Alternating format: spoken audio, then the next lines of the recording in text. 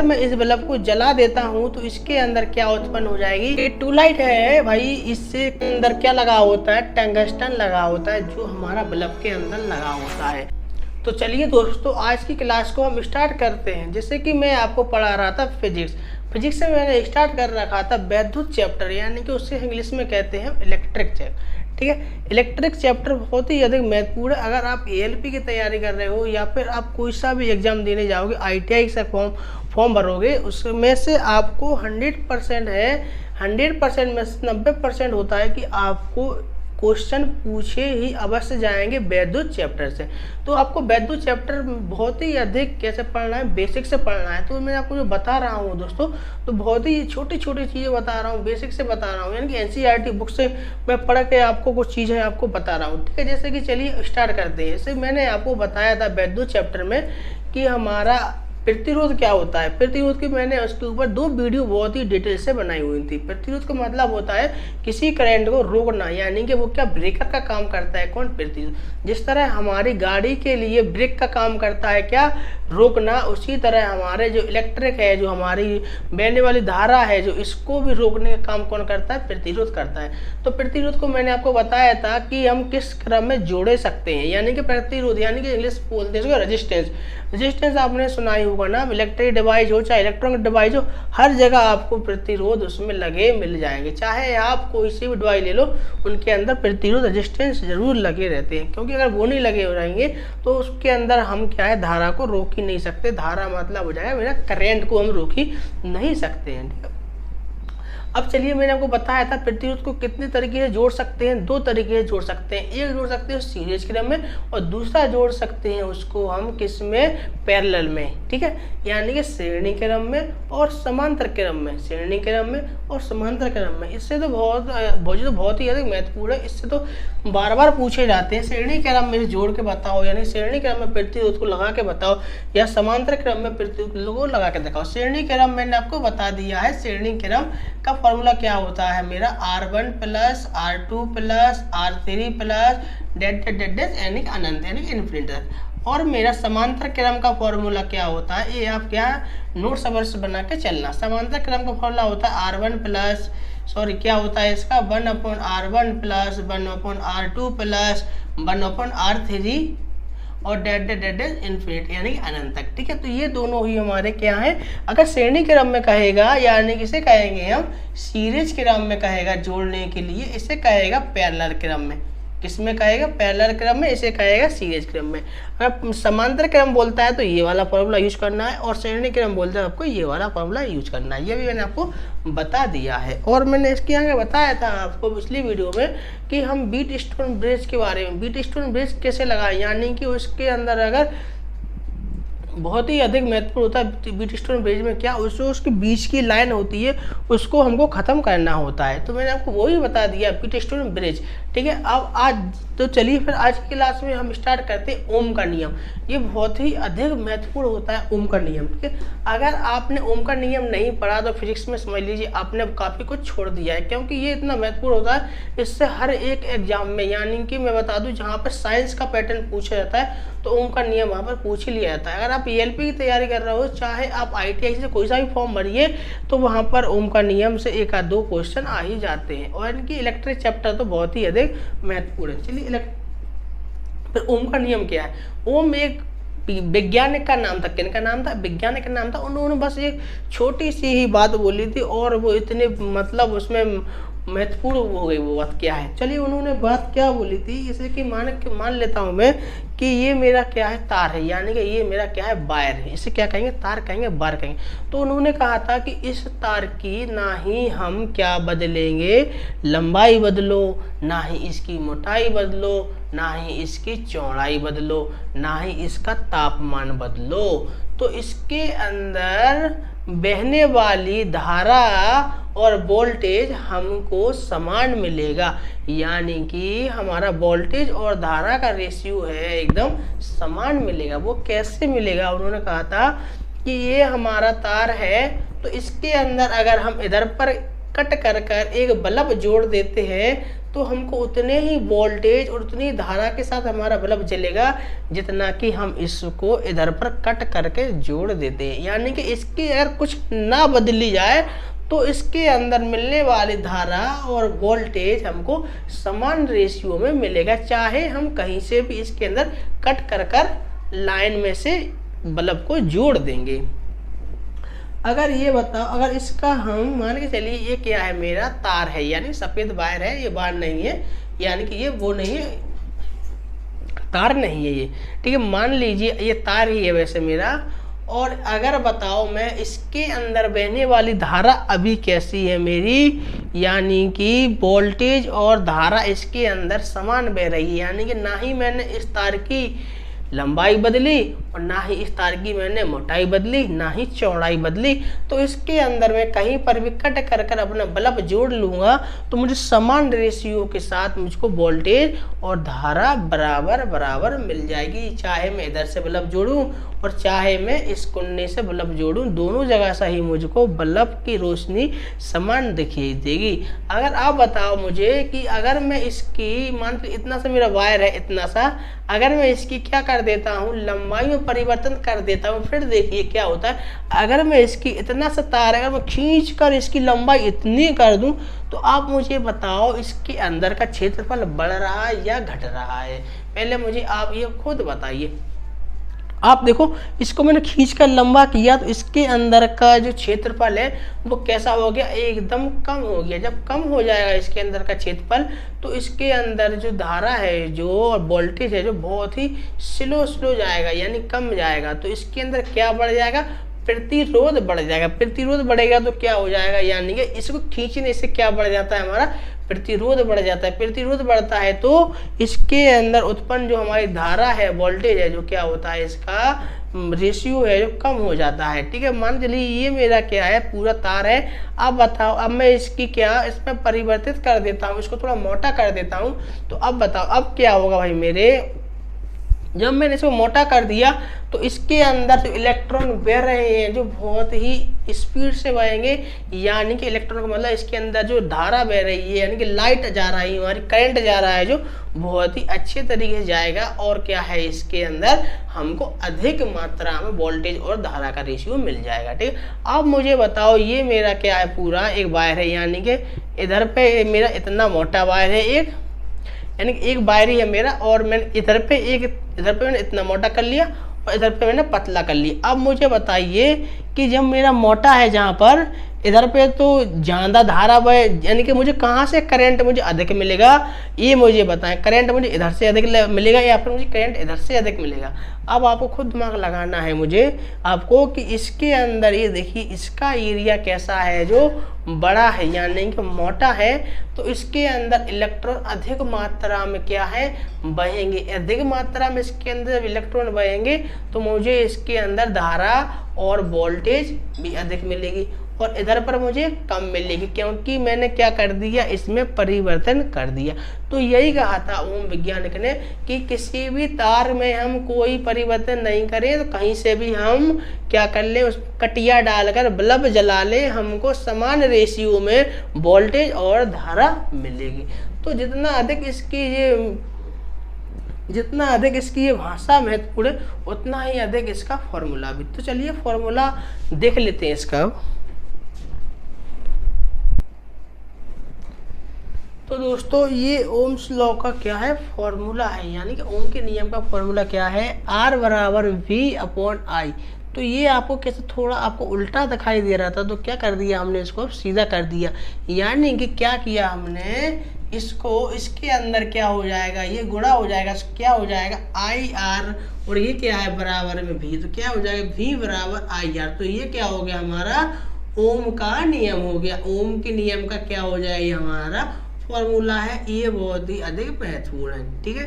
अब आप देख लीजिए, आप खुद ही देखिए, अगर मैं क्या करता हूँ, वोल्टेज को बढ़ा देता हूँ। वोल्टेज का मतलब क्या होता है, ये भी मैंने आपको बताया है, वोल्टेज विभव विभवांतर पहली काफ़ी क्लास हमारी हो चुकी है, उसके अंदर मैंने आपको वोल्टेज विभव पढ़ाया है। इसका मतलब होता है कि जो हमारे इलेक्ट्रॉन होते हैं यानी कि करंट होता है, यानी कि उसको अधिक स्पीड से लेकर जाना, क्या उनको अधिक स्पीड से लेकर जाना। जैसे कि मैं आपको बता दूं एग्जाम्पल कि आप एक बाल्टी में पानी भर लीजिए और उसको एकदम स्पीड से फेंकिए, तो क्या आप उसको फेंक पाओगे एकदम स्पीड से? तो फेंक पाओगे जब आपके बाल्टी का साइज कैसा हो, छोटा हो, तो आप उसको अधिक स्पीड से फेंक दोगे। और जब बाल्टी का साइज बड़ा हो तो पानी कैसा है, तो अधिक स्पीड से हम नहीं फेंक पाएंगे। तो उसके अंदर क्या अधिक भरे हुए थे, इलेक्ट्रॉन अधिक भरे हुए थे। ऐसा ही क्या करता है हमारे वोल्टेज है, जो जब वोल्टेज बढ़ेगा तो क्या बढ़ जाएगा, हमारा रेजिस्टेंस यानी कि प्रतिरोध क्या है, बढ़ जाएगा। जैसे कि मैं आपको बता दूं तो हमको अधिक स्पीड से फेंकने के लिए क्या कम चाहिए, पानी। तो हम पानी कम लेंगे यानी कि इलेक्ट्रॉनों कम लेंगे, तो ये क्या हो जाएंगे, हमारे इलेक्ट्रॉन है जो क्या हो जाएंगे, घट जाएंगे। जब हमारा रेजिस्टेंस यानी प्रतिरोध बढ़ेगा तो हमारी आई की वैल्यू, इसे क्या कहते हैं, इसे को हम कहते हैं इलेक्ट्रॉनों की संख्या बोलेंगे, यहाँ पर इलेक्ट्रॉन बोलेंगे, तो क्या हो जाएंगे, घट जाएंगे। जब इलेक्ट्रॉन हमारे इतने से बचेंगे तो हम कहीं पर भी उनको अच्छी स्पीड से फेंक देंगे। आया समझ में आपको? अगर ये बताओ, अगर मेरा ये आई की वैल्यू बढ़ जाती है तो हमारा ये प्रतिरोध है क्या हो जाएगा, कम हो जाएगा। प्रतिरोध कम हो जाएगा तो करंट है जो रुकेगा क्या, नहीं रुकेगा। आप बताओ मुझे, अगर बाल्टी अगर मैं 50 लीटर की ले लूँ, उसके अंदर फुल पानी भर दूँ और मैं फिर उसको फेंकूँ, तो क्या है उसके अंदर जो पानी बहुत ही अधिक मात्रा में है, तो रोक नहीं पाएंगे उनको हम, यानी कि इलेक्ट्रॉन संख्या अधिक है तो क्या है, उनको रोक नहीं पाएंगे। तो ये हमारा प्रतिरोध है जो क्या हो जाएगा, कम हो जाएगा, रोकने की क्षमता उसकी कम हो जाएगी। तो यानी कि अब उन्होंने बताया था कि अब क्या करना है हमको, अगर रेजिस्टेंस बढ़ेगा हमारा, इधर पे बताया कि अगर हमें रेजिस्टेंस बढ़ता है हमारा तो धारा क्या हो जाएगी, कम हो जाएगी। अगर रेजिस्टेंस हमारा बढ़ेगा, अगर रेजिस्टेंस क्या है हमारा बढ़ेगा तो धारा क्या हो जाएगी, कम हो जाएगी। अगर मेरा धारा बढ़ेगी, अगर धारा बढ़ेगी तो रेजिस्टेंस है जो क्या हो जाएगा, कम। यानी कि इनमें से एक कम होगा तो एक बढ़ेगा। इधर पे देख लीजिए वही कंडीशन है सेम, यानी कि एक बढ़ेगा, प्रतिरोध बढ़ता है तो क्या हो जाएगा, मेरी धारा कम हो जाएगी, यानी कि इलेक्ट्रॉन की संख्या कम हो जाएगी। पर इसमें क्या है, जो V है जो वोल्टेज समान रहेगा। क्या रहेगा, वोल्टेज समान रहेगा। जिस तरह पावर होता है, यानी कि हमारे ट्रांसफार्मर में क्या होता है, P बराबर क्या होता है, IV होता है। यानी कि अगर वोल्टेज बढ़ता है तो धारा कम हो जाती है, या फिर धारा बढ़ती है तो वोल्टेज है जो बढ़ जाता है, पर पावर उसका समान रहता है। तो चलिए अब इसका एक फॉर्मूला और कर लेते हैं, यानी कि फॉर्मूले से एक हम एक ये न्यूमेरिकल कर लेते हैं। क्या, तार का प्रतिरोध कितना है, 10 ओम है। अगर आपको इसकी भाषा समझ में आती है, वो कैसे कि आपको अपनी लैंग्वेज में लिखना है। जिस तरह क्या है कि आपको प्रतिरोध समझ में आ रहा है, अच्छी तरह से मैंने आपको पढ़ाया है, बहुत ही अच्छी तरह से प्रतिरोध समझ में आ रहा है, ठीक है। कितना दिया, 10 ओम। तो प्रतिरोध किससे लिखते हैं हम, R से लिखते हैं। तो R बराबर कितना हो जाएगा, 10 ओम हो जाएगा। और क्या दिया, धारा। धारा में बता रहा हूँ चिल्ला चिल्ला कर, I का मान है, धारा है, धारा है। तो I का मान कितना दे रखा है मेरा, 3 एम्पियर दे रखा है, ठीक है। धारा को हम किसमें नापते हैं, एम्पियर में मापते हैं, तो एम्पियर लिखा हुआ है। अब पूछा क्या है कि इसका वोल्टेज यानी कि V बताओ। तो चाहे आप ये फॉर्मूला लगा दो, चाहे आप ये फॉर्मूला लगा दो, दोनों से क्या है इसका मान आ जाएगा। इतना इजी क्वेश्चन होते हैं, इस पे ओम्स लॉ पर बहुत ही आसान होते हैं। तो क्या है ये देख लीजिए, V बराबर क्या हो जाएगा, IR। तो I की वैल्यू कितनी दे रखी है, 3, और प्रतिरोध कितना दे रखा है, 10। तो कितना आ जाएगा, 10 गुणा करा दें, कितना आ जाएगा, 30 ओम। क्या आ जाएगा, इसका आंसर आ जाएगा। कोई प्रॉब्लम नहीं होगी इतने में आपको। ये आपको क्या है, दोनों के दोनों फॉर्मूले नोट कर लेना है, ठीक है।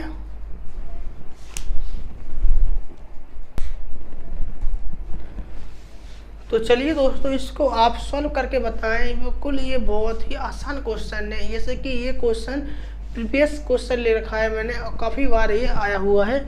तो चलिए क्या है, चालक तार यानी किसी चालक तार का प्रतिरोध कितना दे रखा है, 4 ओम।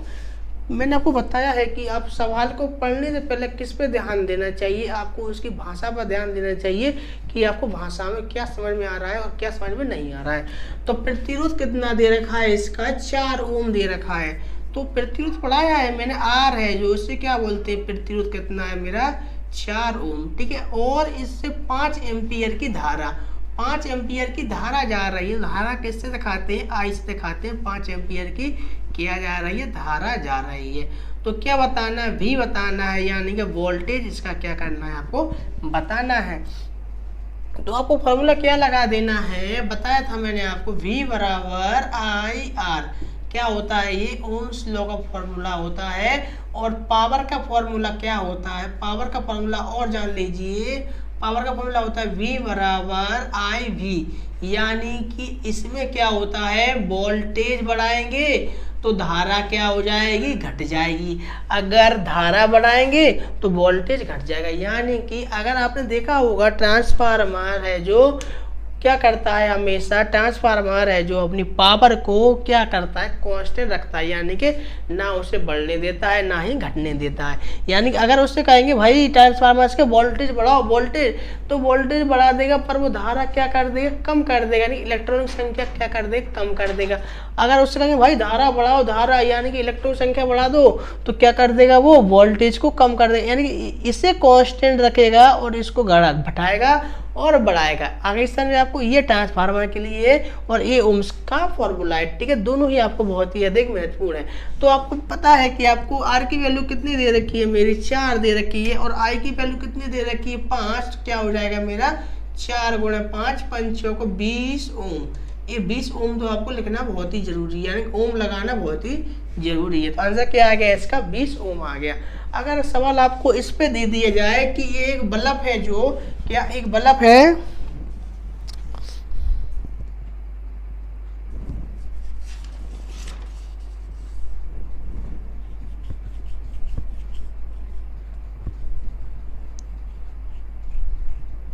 एक बल्ब है जो 2 एम्पियर की धारा जा रही है बल्ब में, ठीक है। इसको क्या कर देता हूँ, पहले बिगाड़ देता हूँ, साफ कर देता हूँ इसको मैं, ठीक है।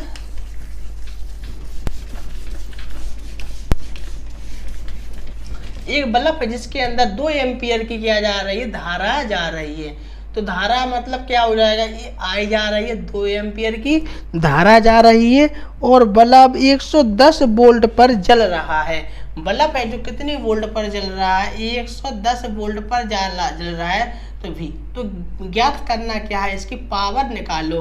तो क्या है उसका फॉर्मूला, P बराबर आई वी। तो इसका V का वैल्यू कितनी दे रखी है, 110 वोल्ट, और I के मान कितना है 2 एम्पियर। कितना हो जाएगा इसका पावर, 11 दूनी 22, यानी कि 220 पावर क्या है ये उत्पन्न कर रहा है, यानी कि जलाने के लिए कितना कर रहा है, 220 पावर, आयतन 220 पावर वोल्ट। तो ये आपको पावर पे समझ में आ रहा है, और आपको ये धारा यानी कि ये आपको वोल्टेज, यानी कि ये किस पे, ओम के नियम पर, ठीक। और देखिए इसके आगे, चलिए मान के चलिए कि अगर पावर कितनी दे रखी है इसने 220 वोल्ट, और हमारा क्या पूछ लिया जाए कि अगर और पावर दे रखी है इसने 220 वोल्ट और 100 वाट का क्या है बल्ब है। बल्ब कितना है, 100 वाट का जो बल्ब है, 100 वाट का बल्ब है, और 200 वोल्ट का पावर उत्पन्न कर रहा है। तो बताओ कितनी धारा के साथ बहेगा। तो चलिए इसमें पूछा क्या, आई पूछा है, तो फॉर्मूला क्या बताया था मैंने पावर का, P बराबर आई वी। तो यानी कि वैल्यू क्या क्या दे रखी है, ये बताओ मुझे। वैल्यू दे रखी है, V की वैल्यू कितनी दे रखी है इन्होंने, V की वैल्यू दे रखी है 220 वोल्ट, और पावर कितना दे रखा है, वाट कितना, 100 वाट है जो क्या दे रखा है इन्होंने, पावर दे रखा है। पूछा क्या है इन्होंने, आई पूछा है। तो क्या करेंगे, इसको इसके नीचे लाएंगे, 220 वोल्ट अपॉन कितना 100, एक जीरो कट जाएगा, एक जीरो है तो कितना आ जाएगा, 2.2 एम्पियर धारा उसके अंदर बह रही है, ठीक है।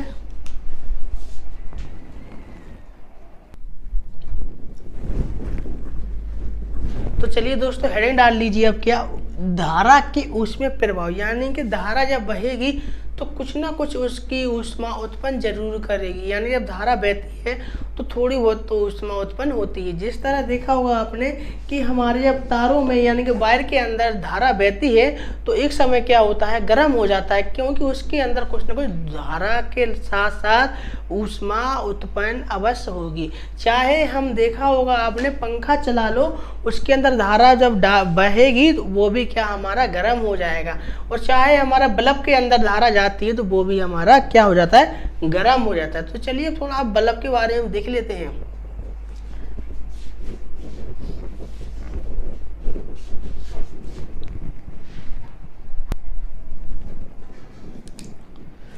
चलिए दोस्तों अब बल्ब के बारे में पढ़ लेते हैं। अगर हम इसके अंदर क्या देंगे, यानी कि इसके अंदर अब हम क्या धारा देते हैं, तो क्या कुछ ना कुछ धारा देंगे तो कुछ जब धारा जाएगी तो अपना उसमें प्रभाव उत्पन्न करेगी, यानी कि अगर धारा जाती है तो वहाँ पर अवश्य है ऊष्मा उत्पन्न हो जाती है। जैसे कि अगर मैं इस बल्ब को जला देता हूँ तो इसके अंदर क्या उत्पन्न हो जाएगी, धीमे धीमे कुछ समय बाद ये हीट होने लगेगा। जब हीट होगा तो क्या उत्पन्न होगा, ऊष्मा, यानी कि ऊष्मा उत्पन्न हो जाएगी। तो बल्ब पहले हमारे बनते थे अलग तरीके से, अब थोड़ा बल्ब बनने का तरीका अलग हो गया। जैसे कि पहले बल्ब बनते थे हमारे कैसे बनते थे, इसके अंदर पहले कुछ भी नहीं रहता था, यानी कि ये निर्वात रहता था। कैसा रहता था, निर्वात रहता था। अब निर्वात रहता था तो इसके अंदर हवा नहीं रहेगी और कुछ भी नहीं रहेगा, तो ये किसी भी कारण ये इसके अंदर जो फिलामेंट लगा है ये रिएक्शन नहीं कर पाएगा किसी भी चीज़ से। जैसे कि ये दिखाई दे रहा है आपको, ये क्या है, हमारा फिलामेंट है। ये क्वेश्चन पूछ लिया जाता है कि फिलामेंट है जो किसका बना हुआ होता है, तो ये फिलामेंट है टंगस्टन का बना होता है। किसका बना होता है, टंगस्टन का बना होता है। आप सभी के घर में बल्ब अवश्य होगा, जैसे कि देख लीजिए आपको दिखाई दे रहा होगा, ये इसका अंदर फिलामेंट है जो किसका बना होता है, टंगस्टन का बना होता है ये फिलामेंट। और ये फिलामेंट पता है आपको कितना तापमान यानी कितना डिग्री टेम्परेचर ये झेल सकता है, यानी कि ये 3600 से लेकर 3800 डिग्री तक यानी कि सेल्सियस तक का ये तापमान क्या है, झेल लेता है। यानी कि 3600 से लेके 3800 तक भी अगर ये गर्म हो जाता है सेल्सियस में, तब भी ये हमारा क्या है, फूटता नहीं है बल्ब। तो बल्ब हमारा कब फूट जाता है, जब देखा होगा आपने, जैसे ही हम बल्ब लाते हैं नया खरीद कर और हम उसको लगाते हैं वहाँ पर यानी कि अपने होल्डर में, और हल्का है जलता है, फट उड़ जाता है। क्यों उड़ जाता है, क्योंकि उसके बनाते समय उस बल्ब के अंदर हल्की सी ऑक्सीजन आ गई होगी, इसलिए वो ऑक्सीजन के साथ रिएक्शन करके फिलामेंट क्या है वो जल जाता है। ठीक है, तो पहले के समय हमारे बल्ब बनते थे वो कैसे बनते थे, इनके अंदर की सारी ऑक्सीजन निकाल दी जाती थी और फिर इनको क्या मशीन द्वारा इधर से कस दिया जाता था और इसके अंदर ये फिलामेंट डाल दिया था। अब आजकल के बल्ब कैसे आने लगे, इनके अंदर ऑक्सीजन आती है, कौन सी, अब 2 प्रकार की ऑक्सीजन डाल दी जाती है। एक डाल दिया जाती है आर्गन और दूसरी नाइट्रोजन। आर्गन और नाइट्रोजन क्या करते हैं, रिएक्शन करके अपने आप में ये ऑक्सीजन को जितनी भी इसके अंदर क्या रहेगी, ऑक्सीजन रहेगी, सबको क्या कर देंगे, समाप्त कर देंगे, यानी कि ऑक्सीजन क्या है पूरी समाप्त हो जाएगी। तो अब क्या बल्ब के अंदर आर्गन और नाइट्रोजन का प्रयोग करते हैं। ठीक है, आया समझ में आपको कि इसके अंदर हम आर्गन और नाइट्रोजन का प्रयोग करते हैं। ये क्या करती हैं, ये सारी ऑक्सीजन को खत्म कर देती हैं। ठीक है, और ये आपस में कभी भी मतलब नाइट्रोजन और आर्गन आपस में कभी भी वैसे गलत यानी कि मतलब रिएक्शन नहीं करती है, यानी कि वो एक अलग तरीके की रिएक्शन करती है कि अगर इसके अंदर ऑक्सीजन होगी तो क्या कर देंगी, खत्म कर देंगी ऑक्सीजन को। ऐसा नहीं करेंगे कि अगर हमने आर्गन और नाइट्रोजन डाल दिया और दोनों आपस में रिएक्शन करके भड़क जाएंगे, ये कभी भड़कती नहीं है। ये तो ओनली किसके लिए होती है, ऑक्सीजन को खत्म करने के लिए होती हैं।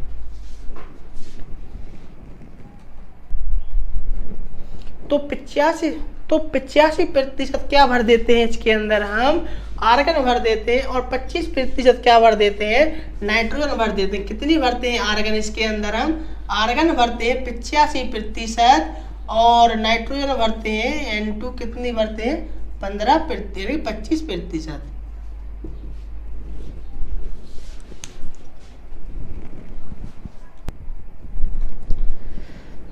तो दोस्तों बल्ब हमारा अंदर से कैसा होता है, बल्ब अंदर से हमारा निर्वात होता है और इसके अंदर 85% क्या भरते हैं, आर्गन, और 25% इसके अंदर हम नाइट्रोजन भरते हैं। और नाइट्रोजन देखा होगा आपने चिप्स की पैकेट में भी क्या आती है, नाइट्रोजन गैस भरी हुई होती है। ठीक है, इतना आपको समझ में आ गया होगा बल्ब के बारे में कि बल्ब हमेशा हमारा कैसा होता है, निर्वात होता है, यानी कि इसके अंदर कोई भी ऑक्सीजन नहीं होती है। और आपको देखा होगा कि जब बल्ब फूटता है तो इसके अंदर हल्की सी आवाज़ आती है, फुट, यानी कि जब उसे फूटता है बल्ब, आपने देखा होगा हल्की सी आवाज़ भी आती है फूटने की।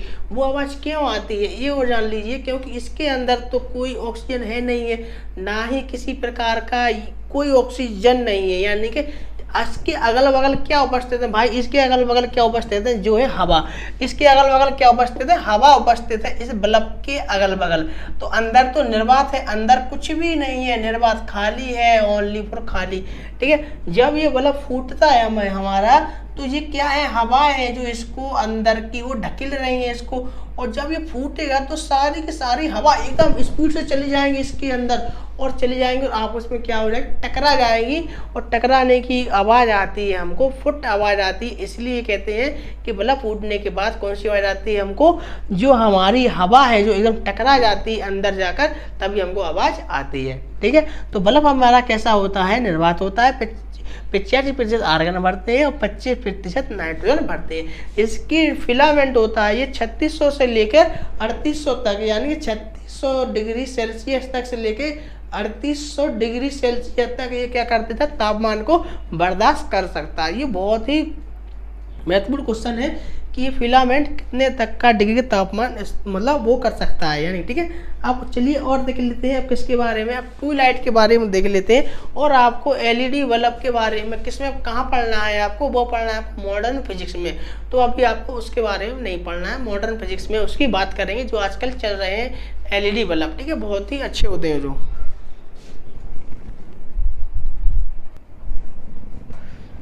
तो चलिए दोस्तों, आप समझ लेते हैं अब क्या ट्यूबलाइट के बारे में। अगर हम ट्यूबलाइट में क्या करेंगे, धारा का कुछ ना कुछ, अगर ट्यूबलाइट में हम धारा देंगे तो कुछ ना कुछ अवश्य वो उसमें प्रभाव करेगी, यानी कि जब ऊष्मा देंगे तो वो क्या करेगी, हीट करेगी, हीट करेगी तो हम क्या देगी, हमको ऊष्मा देगी। ठीक है, अब देख लेते हैं हम ट्यूबलाइट के बारे में। ये क्या है ट्यूबलाइट, ये क्या ट्यूबलाइट है, ट्यूबलाइट का वो देंगे, करंट देते हैं, क्या देंगे, धारा देंगे। इधर से क्या देंगे, इसको हम करंट देंगे। ये दिखाई दे रहा है आपको, ये इसकी मेन पॉइंट है, यानी कि इधर से हम क्या देंगे, इसको करंट देंगे। चलिए तो क्या कर लेते हैं, इधर से हम करंट देने के लिए बना देंगे। अब इसको जब हम करंट देंगे तो इसके अंदर क्या लगा हुआ है हमारा, ये टंगस्टन लगा हुआ है। जब टंगस्टन गर्म होगा तो क्या हो जाएगा, मैं वो खोल कर दिखा देता हूँ, शायद खुल जाए। ये नहीं खुलेगा नहीं, वरना ये क्या है, टूट जाएगा। ठीक है,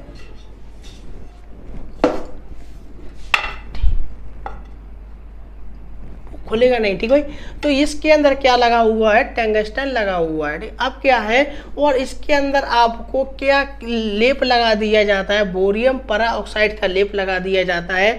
जब बोरियम परा ऑक्साइड का लेप लगा देंगे और उसको भी क्या हीट मिलेगी, इधर से टंगस्टन गर्म होंगे, अपने हीट देंगे किसको, बोरियम परा ऑक्साइड को, तो ये क्या हमको किरणें उत्पन्न करेंगे। ये कौन सी किरणें उत्पन्न करते हैं, ये यूवी किरणें उत्पन्न करते हैं। कौन सी, यूवी, यानी कि अल्ट्रावायलेट किरणें उत्पन्न करते हैं। तो आपने देखा होगा कि अल्ट्रावायलेट किरणें आपको आगे पढ़ाएंगे, ध्वनि चैप्टर में पढ़ाएंगे, तो उसमें क्या करते हैं, अल्ट्रावायलेट किरणें होती हैं, सॉरी प्रकाश चैप्टर में पढ़ाएंगे आपको अल्ट्रावायलेट किरणें। तो ये अल्ट्रावायलेट किरणें हैं जो हमको कैंसर उत्पन्न कर देती हैं। कैंसर उत्पन्न करेंगी तो हमारे लिए, आंखों के लिए बहुत ही अधिक हानि हो जाएगी, हानिकारक हो जाएगी। तो इससे बचने के लिए हम साथ में क्या लगा देते हैं, पारा, यानी कि मरकरी या आर्गन का मतलब इसके अंदर लिक्विड डाल देते हैं, लेप लगा देते हैं, जिससे क्या हो जाती है, इन किरणों को क्या है वो एब्जॉर्ब कर ले। और जब ये किरणों को एब्जॉर्ब कर लेगा और इसके ऊपर क्या लगा देते हैं, एक पदार्थ लगा देते हैं, आपको दिखाई दे रहा होगा सफेद सफेद कलर का पदार्थ आपको, ये इसे बोलेंगे प्रतिबिंब, क्या बोलेंगे, प्रतिबिंब पदार्थ बोलते हैं। इस पदार्थ को हम क्या बोलते हैं, प्रतिदीप्ति पदार्थ बोलते हैं, सॉरी क्या बोलते हैं, इस पदार्थ को प्रतिदीप्ति पदार्थ बोलते हैं। ये क्या करता है, ये हमें चमकता है। आपने देखा होगा बैनरों में बड़े बड़े जो लगे होते हैं सड़क के पास, मतलब कि राइट मुड़े लेफ्ट मुड़े, और उसमें क्या लगा होता है, प्रतिदीप्ति पदार्थ लगा होता है। वो हल्की सी लाइट पड़ने पर ही चमक जाता है।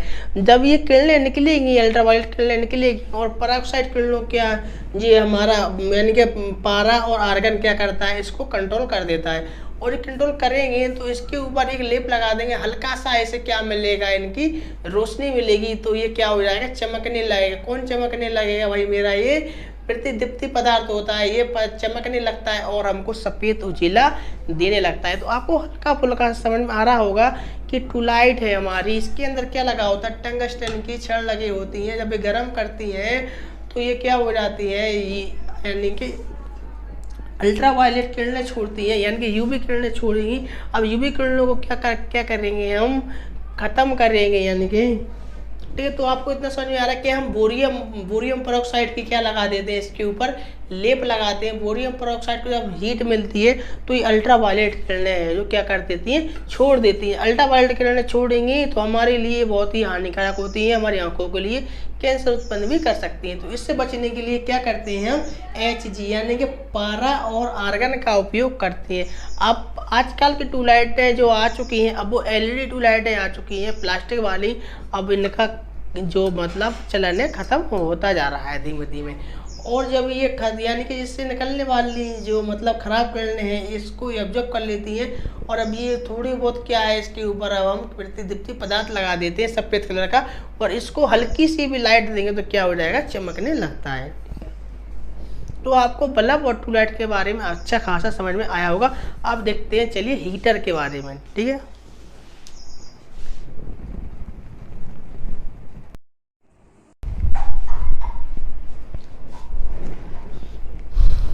तो चलिए दोस्तों, अब देख लेते हैं क्या हम हीटर के बारे में, और हम प्रेस, ठीक है। चलिए हीटर के बारे में देख लेते हैं। हीटर के तार में क्या लगा होता है, नाइक्रोम का तार लगा होता है, और इसे क्या कर देते हैं, हम बिजली का कनेक्शन देते हैं, और ये बहुत ही फास्ट गर्म हो जाता है, बहुत ही जल्दी गर्म होता है। बस इसमें इतना सा ही क्वेश्चन पूछते हैं, हीटर के तार में हीटर में कौन सा तार लगा होता है हमारा, तो नाइक्रोम का तार लगा होता है, ठीक है। अब देख लेते हैं प्रेस। तो अब देख लेते हैं किसके बारे में, प्रेस के बारे में। प्रेस यानी जिससे हम कपड़े के ऊपर प्रेस करते हैं, ठीक है। ये हमारी नीचे की परत किसकी बनी होती है, एस्बेस्टस की बनी होती है, यानी कि एस्बेस्टस की बनी होती है। जो हमारा देखा है आपने, लोहे का हिस्सा होता है नीचे, उसे क्या बोलते हैं, एस्बेस्टस बोलते हैं। क्या बोलते हैं, एस्बेस्टस बोलते हैं। और उसके ऊपर क्या होता है, हमारा अबरक लगा होता है। अबरक को क्या कहते हैं, माइका कहते हैं। पतला सा वो होता है, वो माइका होता है। उसके ऊपर ही क्या रखा होता है, जस्ट उसी के ऊपर ही रखा होता है हमारा नाइक्रोम का तार। नाइक्रोम का तार आपको पता है, मैंने इंटरनेट में बताया है आपको कि बहुत ही फास्ट गर्म होता है। जब इसको हम विद्युत देंगे तो ये बहुत ही फास्ट गर्म हो जाएगा। जब ये गर्म हो जाएगा तो इसके नीचे क्या लगा हुआ है, अबरक यानी कि माइका लगा हुआ है। तो ये क्या कहता है, भाई आप कौन हो, हीट हो। तो ये क्या करता है, हीट को खींच लेता है और नीचे भेज देता है, पर करंट को नीचे नहीं जाने देता। करंट से कहता है आप वहीं पर रहो, आपकी कोई ज़रूरत नहीं है हमें। तो ये इससे क्या करेंगे, हम जब विद्युत देंगे तो ये गर्म हो जाएगा नाइक्रोम का तार, और गर्म हो जाएगा तो नीचे क्या लगा हुआ है, अबरक लगा हुआ है, यानी कि माइका बोलते हैं इंग्लिश में, और हिंदी में बोलते हैं अबरक। और ये क्या करेगा, इसकी सारी की सारी ऊष्मा खींच लेगा इस तार की, और नीचे हमको दे देगा, किसको, एस्बेस्टस में दे देगा, और ये गर्म हो जाएगा। और क्या करेंगे, हम प्रेस कर लेंगे, ठीक है। और ये बहुत ही जल्दी गर्म होता है, और ये करंट को नीचे नहीं आने देता है। कौन, अबरक है जो करंट को नीचे नहीं आने देता है। बस इतना सा ही आपसे पूछेगा, ठीक है।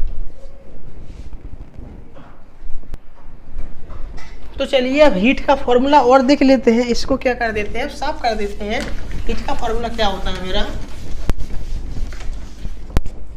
हीट का फॉर्मूला होता है H बराबर IRT। क्या होता है, H बराबर IRT। I पे क्या कर देना है, हमको स्क्वायर कर देना है। ये क्या है, हीट का फॉर्मूला। इससे क्या आपके प्रेस पे जितने क्वेश्चन आएंगे इसी से सॉल्व होंगे, और हीटर पे जितने भी क्वेश्चन आएंगे इसी से सॉल्व होंगे, और जितने भी हमारे हीट यानी ऊष्मा वाले क्वेश्चन होंगे। अब ऊष्मा चैप्टर की बात नहीं कर रहा हूँ भाई मैं, अभी ओनली मैं बात कर रहा हूँ किसकी, ये तार यानी कि वायर जो हमारा क्या गर्म हो जाते हैं, इसकी बात कर रहा हूँ। अभी ऊष्मा चैप्टर की, हीट चैप्टर अलग है, उससे ये रिलेटेड मत करिए आप, ठीक है।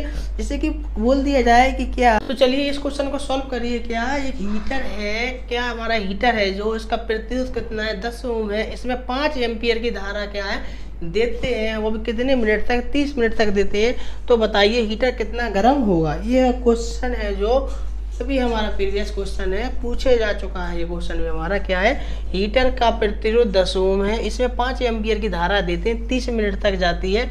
तो ये कितना हीट उत्पन्न करेगा, कितना गर्म करेगा। तो आपको फॉर्मूला बताया है मैंने, क्या होता है H बराबर आई स्क्वायर आर टी। अब H की वैल्यू हमको निकालना है, I की वैल्यू कितनी दे रखी है 5, ये आप लिख लीजिएगा, 5 का स्क्वायर हो जाएगा। R की वैल्यू कितनी दे रखी है 10 ओम, 10 हो जाएगा। कितने मिनट तक चला रहे हैं, 30 मिनट तक चला रहे हैं। कितना हो जाएगा, ये 5 का स्क्वायर करेंगे तो 25 हो जाएगा, और कितना हो जाएगा 10 गुणे 30, ठीक है। अब 25 50 25 30 75, कितना हो जाएगा 75, यानी कि 7500 जूल हीट उत्पन्न करेगा। आया समझ में आपको। चलिए अब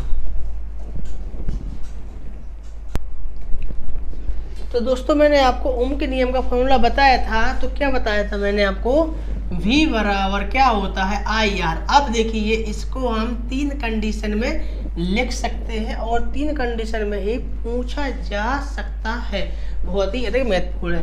तो V बराबर IR ये तो बहुत ही अधिक मतलब मोस्ट है, और ये हमारे मतलब एक मतलब ज़्यादा उपयोग होता है। अब देखिए इसको हम और कैसे लिख सकते हैं, क्या कर सकते हैं, बताया था मैंने R बराबर क्या बताया था V/I, ये भी बताया था मैंने। अब क्या करते हैं, इसको एक तरीके से और लिखते हैं। वो कैसे लिखते हैं, I बराबर, ये हमारा दूसरा तरीका हो गया। क्या हो जाएगा इसका मेरा, I बराबर क्या हो जाएगा भाई मेरे, यानी कि R इंटू वी, क्या हो जाएगा R इंटू वी, यानी कि ये क्या है मेरे,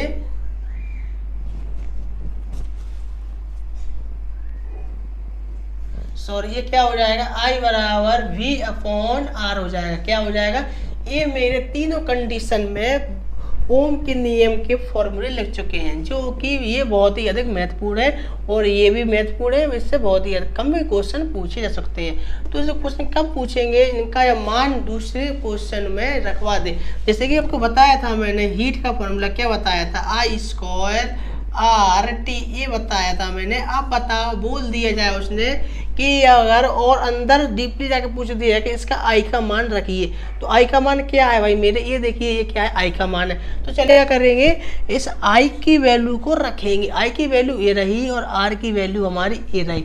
तो अब क्या करेंगे, इनके वैल्यू को पुट करके देखेंगे। इनसे भी हमको अब 3 नए फॉर्मूले प्रकट होंगे।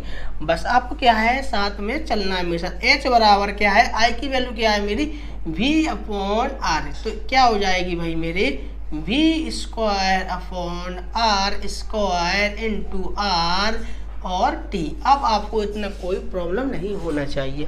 अब क्या है, एक R से एक R मेरा कट जाएगा, तो बचेगा क्या मेरा H बराबर V स्क्वायर में कितना हो जाएगा R इंटू T। तो हीट का मेरा एक ये फॉर्मूला आ चुका है। अब दूसरा देखिए, अब क्या करते हैं, आर की वैल्यू को पुट करके देखते हैं। आर की वैल्यू पुट करेंगे तो क्या हो जाएगा, H बराबर I स्क्वायर आर टी। तो आर की वैल्यू क्या है मेरी V/I, इसकी वैल्यू पुट करेंगे तो क्या हो जाएगा I स्क्वायर V, आर की वैल्यू क्या है V/I, और साथ में क्या है T, ठीक है। एक आई से एक आई कट जाएगा। अब बचेगा क्या, वो देख लीजिए क्या बचेगा, H बराबर IV/T, क्या बचेगा IV/T, ये देख लीजिए। ये क्या है, मेरा दूसरा फॉर्मूला आ चुका है। तो अभी आपने देखा है था, मैंने बताया था पावर का फॉर्मूला क्या बताया था, P बराबर IV। तो ये क्या है मेरा पावर का फॉर्मूला, तो इसकी जगह पे क्या P भी लिख सकता हूँ। हाँ भाई, तो क्या बन जाएगा PT। तो H बराबर क्या हो जाएगा PT, यानी कि आपको ये हमारा तीसरा फॉर्मूला पता चल चुका है, ठीक है। आपको कोई दिक्कत नहीं होना चाहिए। क्या, ये मेरा पहला फॉर्मूला है और ये मेरा दूसरा फॉर्मूला है और ये मेरा तीसरा फॉर्मूला है। आपको बस केवल मान पुट कर देना है। यही हमारा क्या है, सारा का सारा फॉर्मूले हैं ओम्स के नियम के। तो दोस्तों आज की क्लास को हम यहीं पर समाप्त करते हैं। कल फिर पढ़ाएंगे आपको संधारित्र यानी कि कैपेसिटर। कैपेसिटर क्या होता है, बहुत ही अधिक महत्वपूर्ण यानी कि हेडिंग है ये।